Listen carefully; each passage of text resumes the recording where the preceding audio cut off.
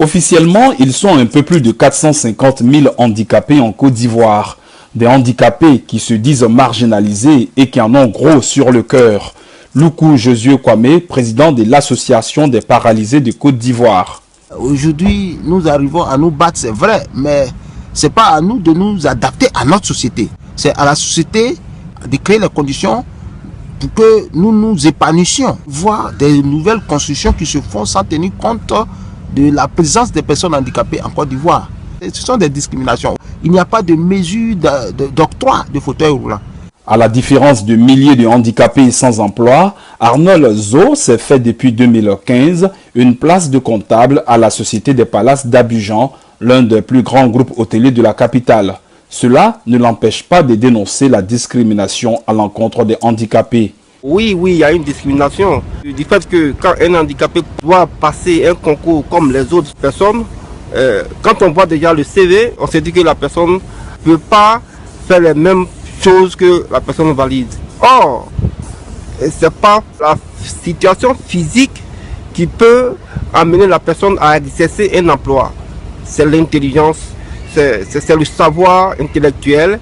Il y a des concours tels que la gendarmerie, la police, que la personne valide peut faire, la personne handicapée ne peut pas faire.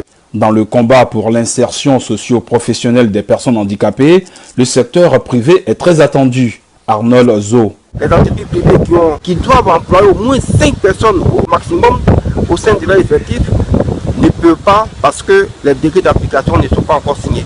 Donc nous pouvons lancer un appel vers les autorités politiques de favoriser l'insertion des personnes handicapées dans le secteur privé, le pôle économique de notre nation. Pour permettre aux handicapés d'avoir une vie agréable et épanouie, l'État ivoirien a mis sur pied la direction de la promotion des personnes handicapées. Son directeur reconnaît le chômage qui frappe cette frange de la population. 60 à 65% des handicapés, dit-il, sont sans emploi. Pour faciliter leur intégration et l'accès à la vie économique, le gouvernement a pris un train de mesures, notamment le recrutement dérogatoire de personnes handicapées à la fonction publique.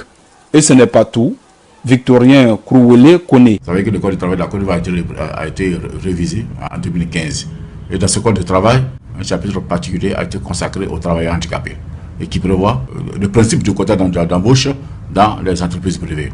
Et le décret d'application de ce Code de travail, donc une fois que ce sera adopté, en tout cas ça permettra d'avoir une avancée importante par rapport au recrutement des personnes handicapées dans le secteur privé. Les handicapés souhaitent l'adoption rapide de ce nouveau code de travail et sa mise en application. Georges Ibrahim Tounkara, Abidjan, VOA Afrique.